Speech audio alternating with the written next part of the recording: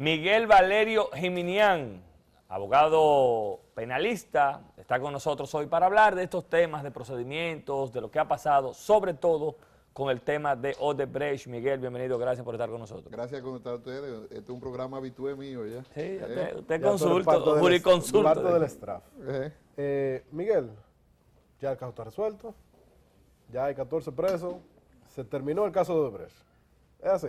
No, todo lo contrario. Mire, y yo quiero hacer pedagogía, porque a mí lo que más me ha molestado de todos estos choques sociales los últimos años, del último año básicamente, contra el tema de la corrupción, es que cuando llegue el momento, he visto asombrado como ambos partidos, el PLD y el PRM, dicen que hay que defender, que hay cosas.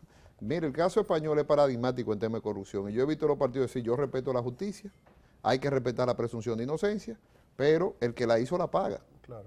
Punto. O sea, eso es lo que más puede hacer un partido político en una cosa, porque este es un caso con un componente político muy importante, porque lo que están jugando son políticos. Yo durante mi carrera profesional me he especializado por defender corruptos políticos y cosas de esas, presunto corrupto. O sea, ese es mi ejercicio profesional. O sea, cuando hay un político en el medio, el caso no es normal, eso es falso. Segundo, el caso apenas inicia. El caso apenas inicia.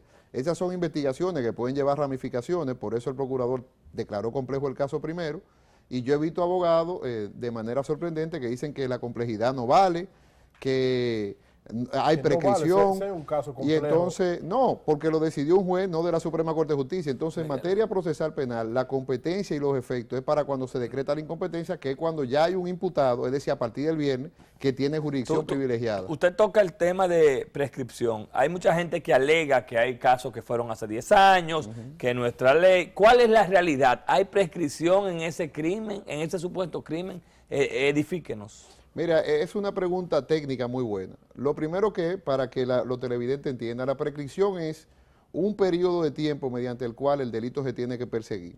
La doctrina dice de que la prescripción se hace porque ya la sociedad entiende que pasado cierto tiempo el conflicto se solucionó. El derecho penal y el proceso penal lo que soluciona conflicto. En el caso de los funcionarios públicos, la comunidad latinoamericana que hoy ha sido criticada, la comunidad latinoamericana con el escándalo de Brecht y todo lo que quieran decir, es la comunidad más avanzada en temas de corrupción, y la Convención Interamericana contra la Corrupción fue un hito en materia de corrupción, tanto así que en Europa se ha tomado mucho de modelo lo que pasó en América Latina, tal vez porque hemos tenido mucha falencia durante el tiempo. Ahora, a partir del año 1998 que se hace la Convención Interamericana contra la Corrupción, la misma convención decía de que en materia de prescripción se iban a dar plazos extraordinarios, y ese plazo extraordinario podría llegar hasta la vida de aquel que se corrompía. Primera situación. ¿Y entonces, la ley dominicana? Entonces, en el año 2002, la ley dominicana acogió en el artículo 45 que aquellos tratados internacionales en materia de criminalidad organizada, dentro de la cual está la corrupción por la Convención de Palermo, no prescriben. O sea, que no cualquier prescribe. Persona que, aunque haya si usted sido se robó 80, en el año 2017 100 millones de pesos, en el año 2057 usted puede ser juzgado y perseguido. Primera situación. Segunda situación, el inicio de la prescripción en materia de funcionario público es complicado. O sea, hay mucha gente que le gusta ser funcionario público, pero el que es funcionario público asume una serie de responsabilidades excepcionales. En materia de prescripción, la prescripción generalmente empieza a correr cuando se comete el delito, en ese tipo de delito. Pero para los funcionarios públicos es cuando deja la función pública. Quiere decir que si usted fue, en el caso del señor Bautista, que fue hasta el año 2010, es en ese momento que inicia la prescripción, 2010, porque en ese fue que él cesó como legislador. Okay. Entonces, yo he visto atónito y sorprendido que durante 6 meses la Procuraduría ha hecho un esfuerzo que nunca se habían hecho aquí, recuperar dinero, personas detenidas, personas investigadas, buscar la prueba, y ahora de buena primera se inicia el expediente porque inicia la investigación, o sea, puede haber más implicados, y se inicia con mucha contundencia porque, como él dice ayer, es cooperación judicial internacional, y ese otro acápite del Código Procesal Penal que tienen que estudiar los abogados que vayan a defender ese asunto.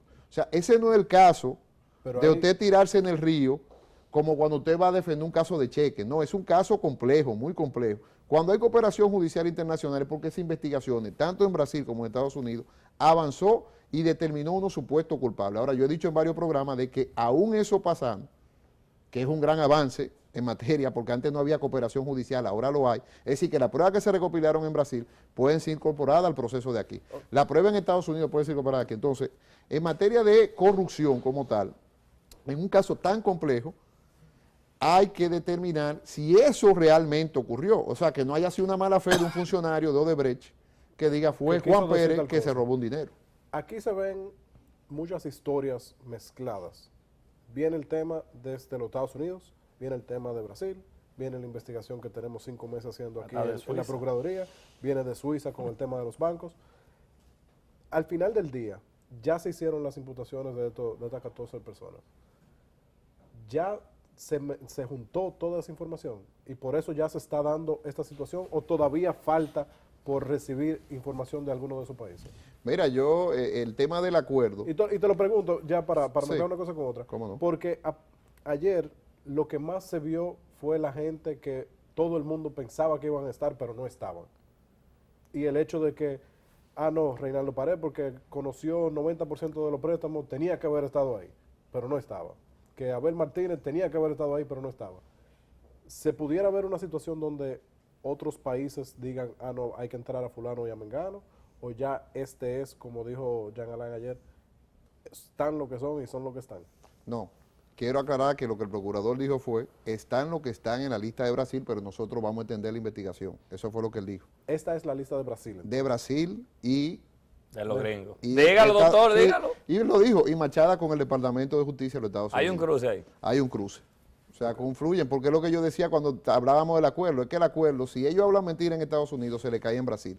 Si hablan mentira en Brasil, se le cae en Estados Unidos. Claro. Si se hablan mentira aquí, se le cae en los dos países. Entonces, es como una especie de un rombo, rompecabezas. de un cubo, que hay que ponerlo todo de todos los colores. O sea, no Es puede más decir difícil una que cosa. carajo esos cubos sí, pero se ponen. No, no es tan difícil, porque oye lo que sucede, o sea, la mayoría de las personas que están implicadas en un caso tan grave como este, necesariamente tienen derecho a una defensa. Ahora, el trabajo de la Procuraduría es recabar la prueba, ese es su trabajo, o sea, cualquier abogado penalista te va a decir, es acusación contra defensa. Ahora, la realidad es esa de que hay un trabajo de cooperación judicial internacional muy importante que se hizo, que vamos a ver en estos días exactamente cuál es esa información, porque por fin vamos a saber cuál es esa información, pero que el Procurador General de la República cumplió. Y no solamente el Procurador, porque aquí la Marcha Verde tiene que entender de que yo quisiera que un padre o una madre o un hermano o un tío de esos jóvenes supiera lo que es un proceso penal. O sea, yo he visto gente burlarse de gente que está detenida pasando por un momento difícil. Yo creo que eso ni siquiera por humanidad, ni por los resentimientos que usted tenga. Es justo, y yo he dicho de que el proceso se tiene que llevar con garantía, y las garantías se están dando. ¿Qué pasó ayer? Se arrestaron. Se ha criticado el aparataje del arresto, pero a los pobres se arrestan también y el mundo no se cae. Doctor, en términos procesales, los procesos son vitales en estos casos.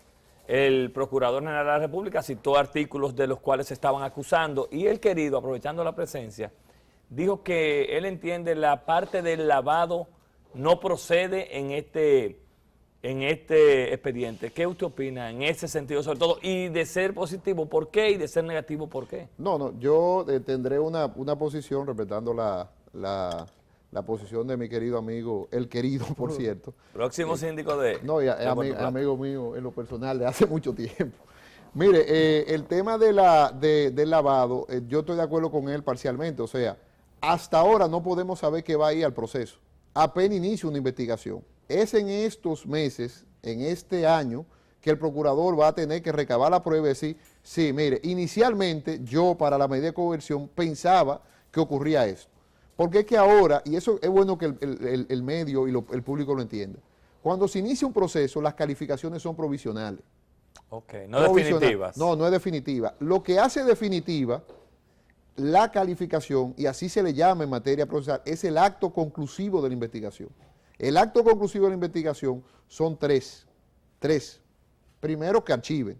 O sea, gente que está ahí que diga, mira, por más que nosotros intentamos, el Departamento de Justicia de los Estados Unidos y Brasil, recabar las pruebas no me dan para lograr una condena. Archivé el expediente definitivamente. o provisionalmente diciendo hay una insuficiencia de prueba en este momento que me permite seguir porque hay unos plazos procesales que hay que cumplir. Segundo, yo entiendo que hay acuerdo, porque hay gente esa que puede acordar y decir, mira, yo me voy a someter a una pena de 3, de 2, de 4 años y yo te voy a evitar el trauma del proceso. Ahí viene el tema. Aquel que se declara culpable, la Procuraduría le tiene que cobrar el dinero que recibió. Que es se decir, estima que ellos- si usted recibió $1 millón, tiene que pagar $2 millones, no el que le tomaron en una cuenta, porque eso es cuerpo del delito, sino aparte de. Es decir, Porque el que está en la es cuenta no una es suyo. multa, entonces. Esa es la multa. Para llegar a un... hay incautaciones, doctor.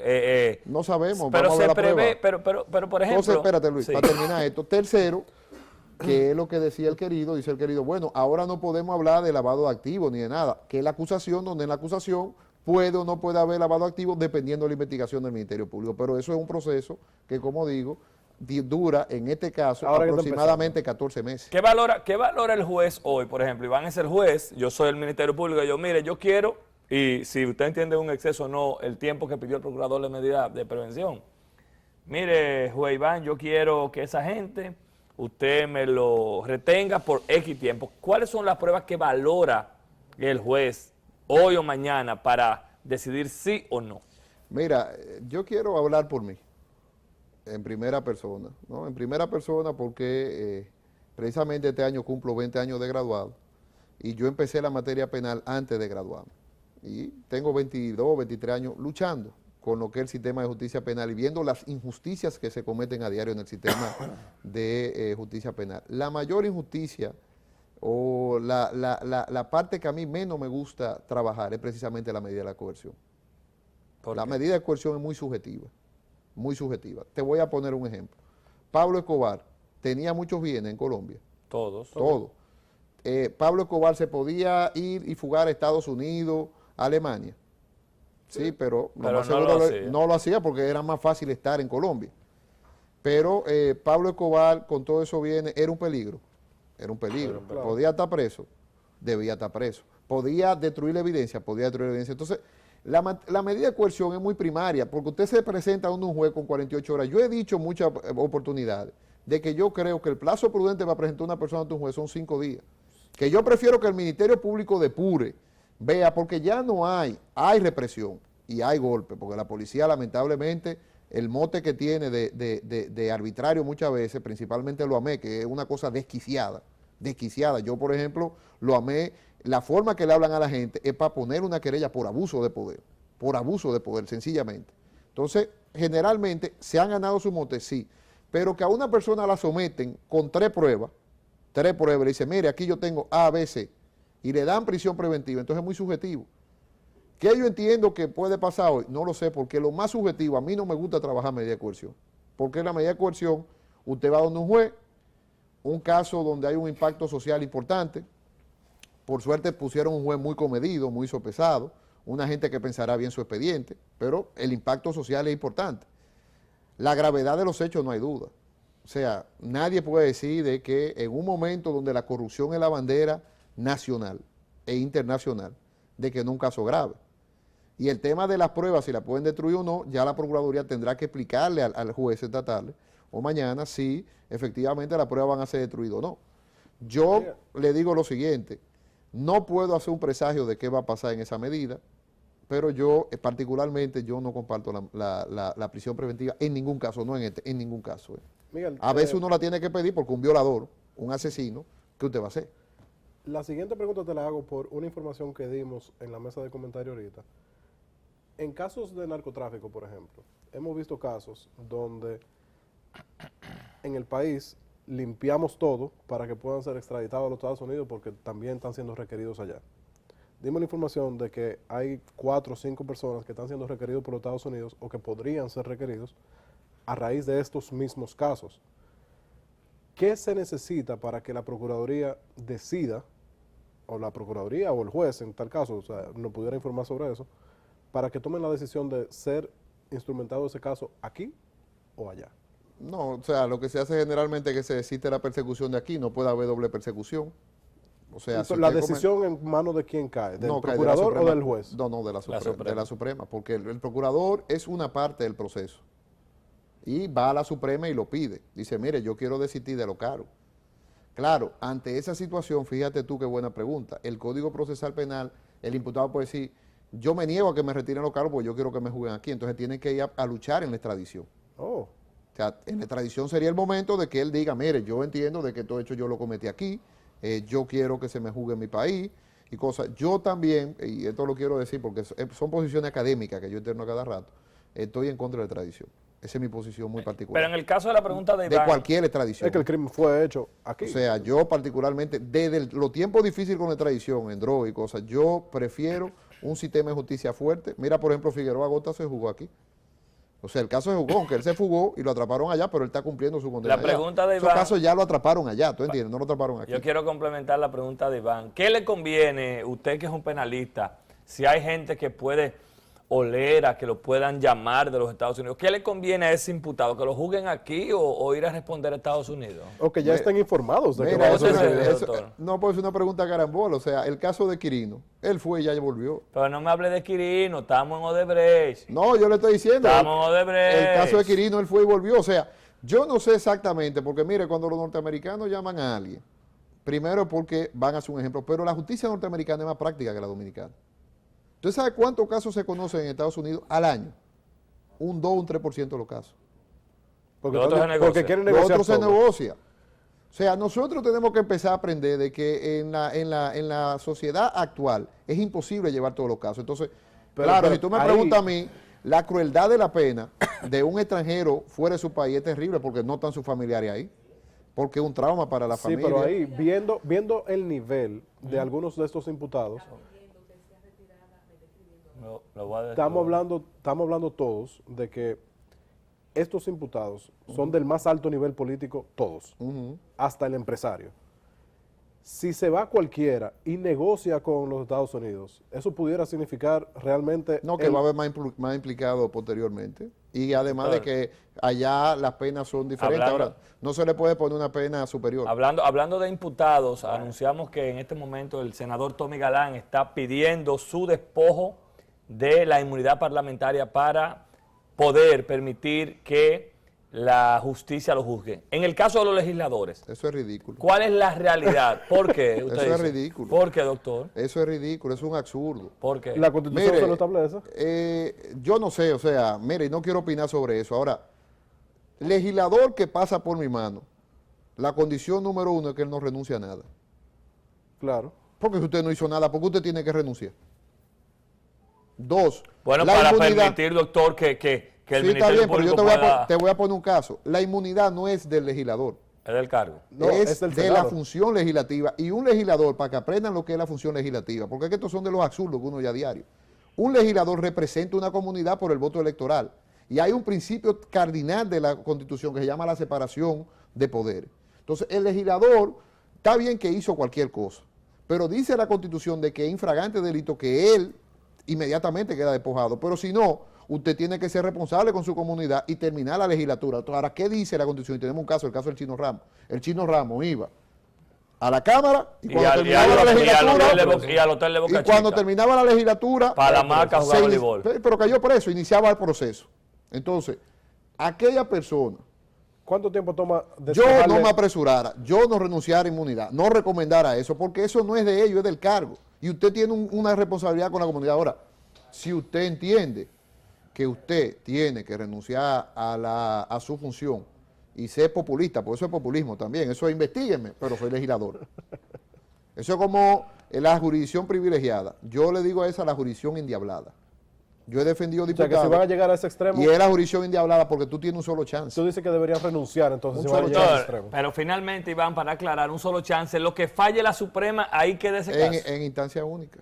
Ahí, pa. Último minuto, noticias de los Estados Unidos. Dimite el director de comunicaciones de la Casa Blanca, Sean Spicer. Eso es de último Eso minuto. lo vamos a conversar más en detalle mañana. Doctor, gracias por su intervención, siempre positiva. Muy amable. Bueno, Después vamos a ver la instrumentación de este expediente. Para Iván Fernández, Colombia Alcántara, Víctor Almonte, fue un placer hoy compartir con ustedes. Las gracias al doctor Miguel Valerio, al querido, quienes estuvieron con nosotros en este martes. Feliz resto del día, nos vemos mañana. yo-